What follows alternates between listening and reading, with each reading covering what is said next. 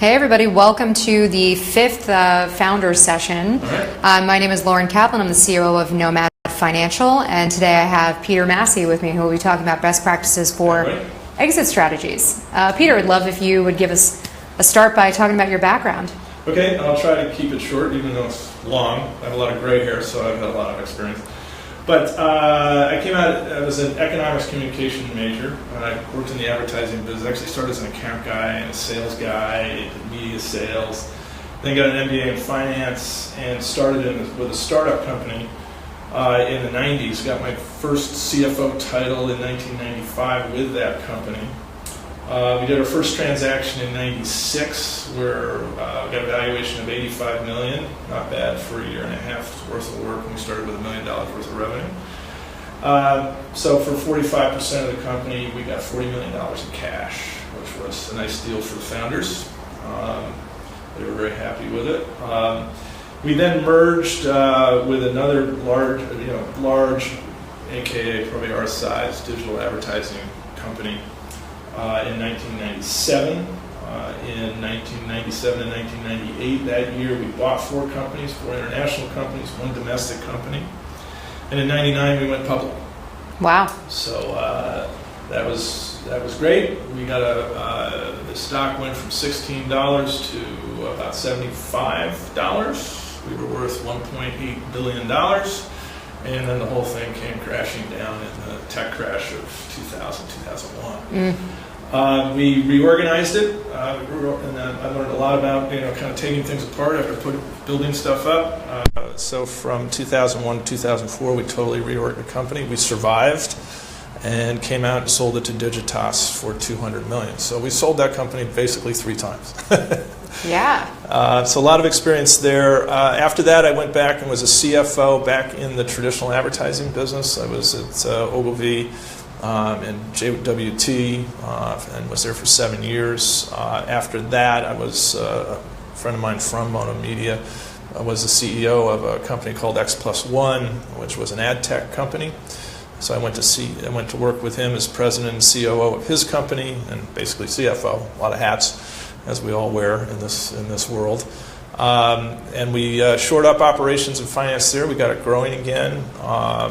We grew revenues almost 3 times in 3 years, which was great, and sold it to a public company for $250 million. So that was a nice exit. Since then, I've been sort of a hired gun, hired by investors, different groups, basically fundraising. I've run processes that have led to 3 times exit offers, which I did. Raised $2 million in debt financing for a company, and have sort of prepped and advised on a company right now that's being sold for around $65 million. So that kind of brings me to today. Yeah. And demonstrates you have the perfect background to talk about this topic since you've been on. It sounds like every side of the transaction here. Awesome. So you've talked a bit about the types of transactions you've been involved in. Would love for you to group those together, give a little color on what types of exits people have as options. Yeah, I mean, for startup and early stage companies, you're going to be you're kind of going through. If you look at the gamut of it, kind of there's friends and family, there's family office, sort of from the lower to the upper. You have venture, then you go to PE. There's some mezz in there. People always say, "Oh, mezz," which is basically kind of debt financing and debt equity stuff. And then you get into the big game, which is the IPO. As you go up that scale, you get more intense. I guess it's a more intense financial exercise as you go up there, and you also are getting higher value. You're dealing with larger sums of money as your company continues to increase value. You go up that chain. Friends and family are there to help. They're along for the ride sometimes. Sometimes they care about being paid back. Sometimes they don't. They're just there to kind of help. Family office, a lot of times they're looking at debt. Sometimes they'll give you debt instruments or convertible debt, so debt to equity. And they'll be a little more rigorous, but not really looking for they're sort of in love with the idea, or they know you, or something like that. Venture, they're kind of the big kill guys, so they'll have like 10 investments out there, sort of big kill, short timeline, I think of those guys.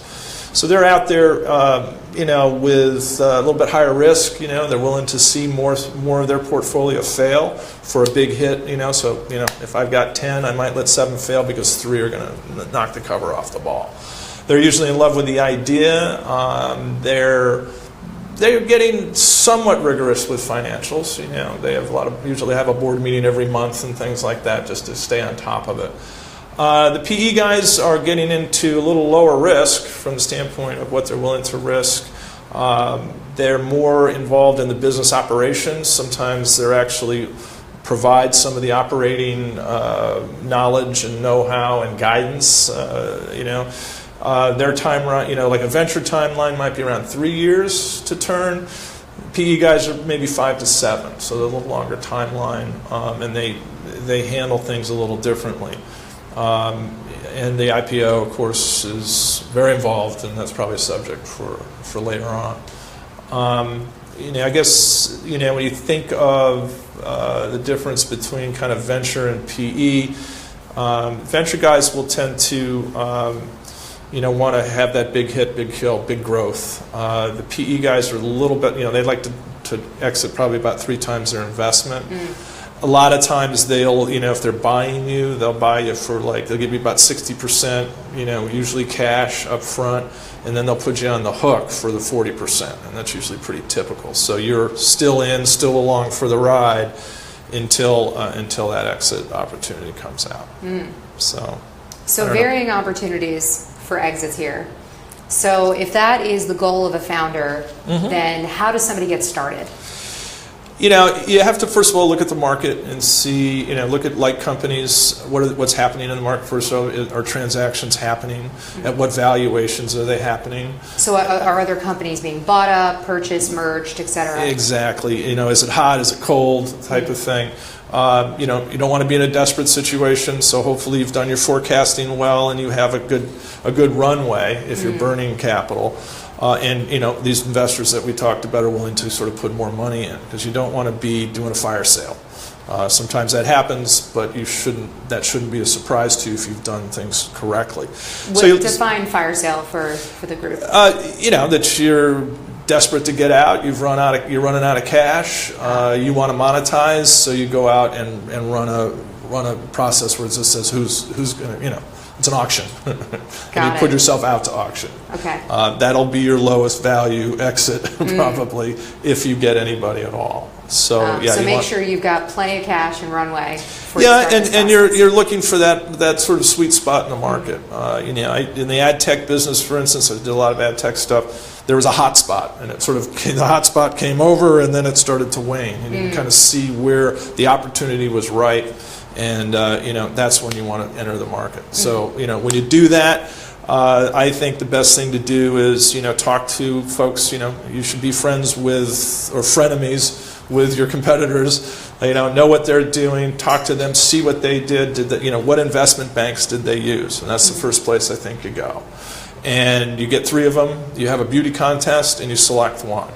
And then you start a process. And what they will do for you is they'll identify, and they're in market, so they know they'll be able to sort of give you realistic valuations and where you should be. They should be able to identify, either PE firms or strategics that might want to buy you and give you a more in-depth value of what the market is going to be doing. So they're a very important partner to have.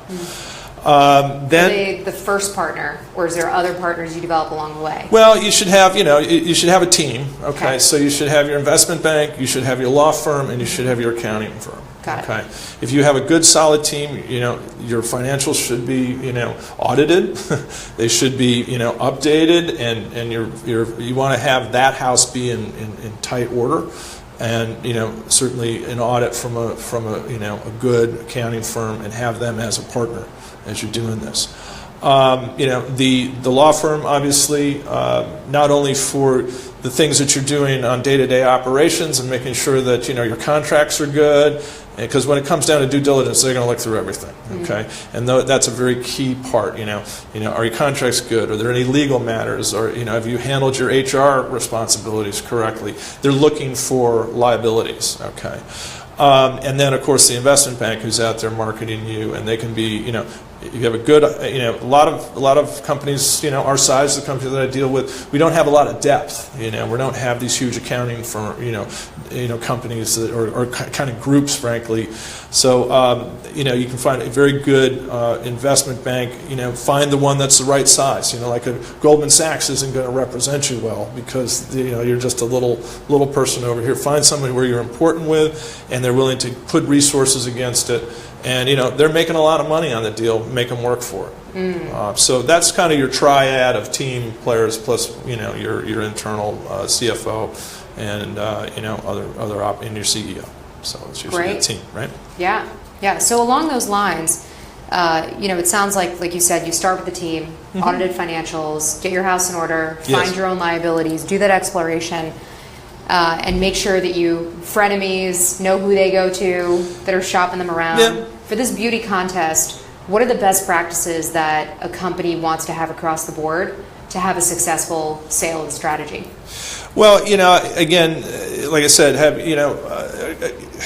a successful sale and strategy, one of the most important things is speed is your friend. Okay, so once you get an IOI or an indication of interest, right, sort of that level, that's the first level. The quicker you can get from there to close, the better. Okay, because things change, right? Numbers can soften, and they'll come in with initial valuation, based on the information you've given them. Then they will look for any opportunity to clip you on that value. Okay. If you don't give them any opportunity and your house is in order, your forecasts are good, you're tracking well the forecast and your variance analysis and all that good stuff, you should be able to close at the value you want. Then you want to say, well, speed to close. Okay, so what do you have to do? One of the things that I always recommend is that you actually do your data room right away. When you're ready to start the process, talk to your investment bank, say, give me a due diligence list that's typical. And it might only cover 85% of what a potential buyer might want, but that's 85%. Sure. And you get it organized, you put it in there, because all the due diligence lists are effectively the same. There's 3 or 4 pages of a lot of stuff, but you can cover it off with these things and get that done quickly. The longer that takes, that can drag on. It can frustrate the buyer. It can use the buyer's resources, and sometimes they'll just go, it's too much of a hassle or it's too messy. And that, again, don't give them any reason to, if they have uncertainty, they're going to step back. They might put things in escrow. They might, they might lengthen things out if they feel that, there's certain, things that just don't seem right. So have your house in order. Be prepared for your transaction. That includes, data room setup. That includes having 3-year forecasts done. A good business model, and your current forecasts are tracking well. And I think that sets you up pretty well. When you say data room, go into detail about what that looks like or what that means. They're going to look at across your business. So they're going to look at financial, they're going to look at HR, they're going to look at legal, they're going to look at sort of the business management and operations, and they're going to look at the team. Okay. So those are kind of the 5 categories. So you put that down and then you break it all down. Oh, they're going to want to know clients too, of course. They go through a lot of revenue and client analysis, client contracts. They're going to want employee contracts. They're going to want to know what the cap table looks like. They're going to want to know what the payouts are, any special deals. They're going to make sure that you don't all of a sudden give everybody a huge bonus before you sell it. That's the net working capital issue, which is always fraught with a lot of negotiation. And one of the things to everybody should be aware of, and I'm sure as owners and in startup situations, know your cap table and know what the waterfall looks like. Your investment bank can help you with that, or somebody like Nomad or me can help you with that. Make sure you have a good waterfall model and you understand it, and you're looking at who's getting paid out and what that looks like, because you'll be surprised at the things that sort of come off the top of the money that's going in. So you say you have a $100 million transaction. Well, you got to pay the lawyer, you got to pay the investment bank, you got to pay your debt off, you got to do all these things, and all of that comes in, and then boom, that's the slug that gets distributed after that. Okay, so there's a lot to be aware of that and a lot of it's financial, and so it's very important, I think, to have a strong financial partner, whether it's somebody like Nomad or whether it's a CFO internally to run, to basically quarterback this process, and that's usually who would do it. Right. So it really sounds like you've got to be ready with the package. When you say the data room, you mean all those documents that outline every single one of those items that they're going to want to go through. It's basically, be ready to present it to them. Everything that you have accumulated in your life as a business, starting from your original documentation on the business, the partnership agreements, all the legal stuff, whether you've done rounds, all those things. So yeah. What's the timeline for that? So you've got some interest. Yep. You actually have your house in order. You're ready to make those submissions. How long does that typically take for a company to evaluate a potential target and make their decision, or at least start the negotiation process? Yeah, I think you start once you've chosen the investment bank. It usually takes 3 to 6 months to go out to market in a very subtle way, right? You don't want to create a fire sale, but in a way that sort of says, and hopefully they can get 3 parties to the table with IOIs, and that usually takes 3 to 6 months. Once you have an IOI, then from IOI to close, depending on the complication of it, it can be another 6 to 12 months to close. And so that's typically, you're dealing with, 9 months to, 18 months from start to finish on the process. Yeah. So you've got to be able to sustain the business for a couple years at least as you're going through that potential acquisition process. Yeah, again, your forecasts, once you put them out there, the investment bank will put them out there to people. That's your numbers are out there. So make sure your forecasts are solid, or you think they're solid when they go out there. Because if they soften, they're gonna clip the value, or they're gonna walk away from the table. Okay. Now you've gone through this process a number of times. Where have you seen founders have been very successful in maintaining the initial value throughout the whole process? Where have you seen, on the flip side, that they've demolished it? So I think the success stuff I've already talked about. Have your house in order, have your team. Have good forecasts, have 3-year forecasts, and make sure that you track to them, because through this process, like I said, it's a fairly long time. You want to make sure that you're favorable, on your variances to actual versus forecast. So consistency, strength. Yeah. Okay. So where I've seen it fall apart is the opposite of that, right? Forecasts are no good. You're still making it up, and all of a sudden you've put numbers out there that says I'm worth $100 million, and then all of a sudden you come down. You start, the numbers start falling apart. And that's the first bad thing that can happen, right? Or, they uncover that there's some crazy thing in the cap table, Uncle Louis actually owns, 20% of the company. And we didn't know it. Other things could be legal matters. They're going to say, do you have any pending legal things? Well, if you have some, terrible harassment suits, or you have some liability issues, they will come out, so that could kill you. And you have to disclose everything. If you don't, because you're going to represent in the purchase agreement that you've represented everything. If you don't, there'll be money usually on the hook, right? They're not just going to give you all the money up front. That's rare. There'll be contingencies. There'll be escrow accounts sometimes are set up. There'll be earnouts, all different ways that, you're going to have this much up front, but this one's on the hook based on what you told us. So, again, make sure you've done your homework and your prep very, very well. And you should get the value. Otherwise, you're going to get nicked. At what point should a founder walk away from the table? I think it's a trust thing. Depending on who's buying you. If someone's really buying you, whether it's PE firm or strategic, you want to make sure that you trust the other side and you feel that they're this is your baby, right? You're going to turn over your baby to them. You're going to turn over those people and your culture and everything to them.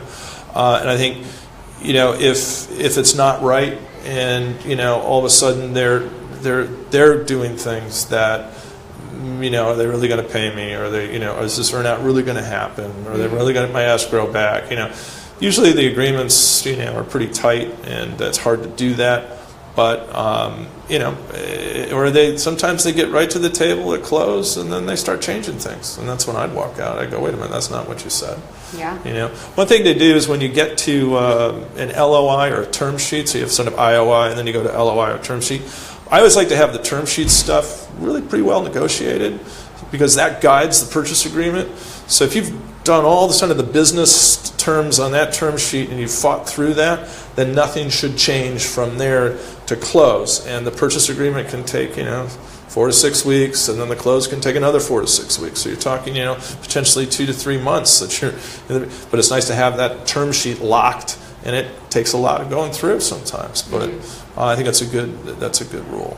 Yeah. So that's That's great. That's great. We're going to see if anyone has any questions coming up here. We don't see any questions right now. If anybody who's watching would like to ask Peter any specific questions, we're open to them. Another question I have for you would also be, obviously these companies are doing deep dive due diligence on your company, the background, everything that you've built here. What are the kind of questions you should be asking those that are doing this due diligence on you? What do you want to know about them? What should be important to the founder? Well, again, that's a really good question.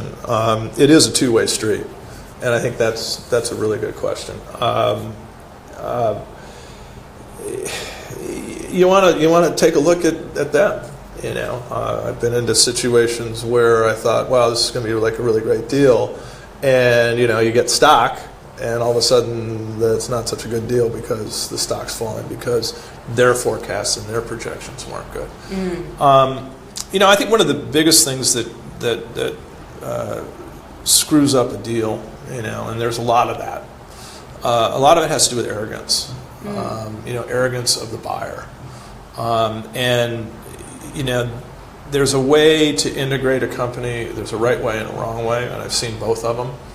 I believe that if you're buying a company, you kind of want to run it parallel for a little while. You don't want to. You're potentially changing. Especially if you're a public company buying a private company, you're completely changing the intensity, frankly, of the operations. And there's a different culture. Any two companies have different cultures. And what you don't want is the value, usually your people that have built this thing, to go running out the door. And if you crash two cultures together, that can happen. So, there's kind of, you should be interviewing them just as they're interviewing you. And you should be looking at that and saying, is this really the company that we want to sell to? And that's usually if the founders and whatnot are going to stay in. If they're not, maybe just the money's enough and we walk away. But again, it's your baby. You built it. There should be a certain amount of connectivity there and pride that you have. And I think, arrogance and crashing cultures and kind of this, some people do it well and some people don't know what they're doing. So it's good to interview them and find out what their culture is, whether it's going to jive, and make sure that you as a founder or a seller have a say in that. Because a lot of times they'll just shut you out once they buy you. And that's, I think, build that into the deal. If I had to do it again on a couple of them, I would have said, yeah, we need to have a say in that and how this is going to happen and go forward. And have them map that out for you. So what does this look like, in the next year? in the next 2 years. Because remember, usually a lot of your value is based on that combined company afterwards, not just up front. And afterwards is where your management team usually that's going with this other company. That's where their value is. That's for sure. So you should have a pretty good roadmap of how they do this. Do they do it well? And are we going to survive out of this? Because many don't. Right. Right. They get gobbled up. They take the IP or whatever they were trying to get from the company, and the rest of it. Yep. There's all kinds of motivations why they're buying you. And at least know what it is so you can make the decision. It's really awful to be in there and all of a sudden surprised. Well, you guys never told us that. You never told us you were going to do that. So that can ruin an integration and ruin your company. I think there's a lot of value. Look, if they're spending a lot of money for your company, they've identified what the value is, and they should be able to articulate that to you in very clear terms, so you understand why are they buying it.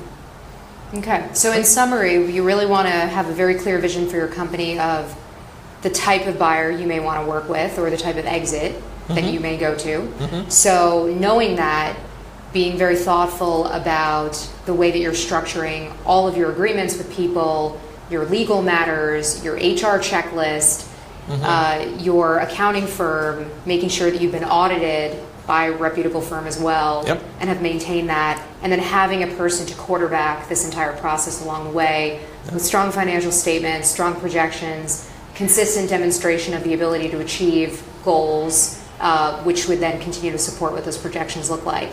So it really sounds like for anyone who's interested in an exit, you should be doing those things from day one and building a company around that if you want to do well in the due diligence process. File everything. You should have...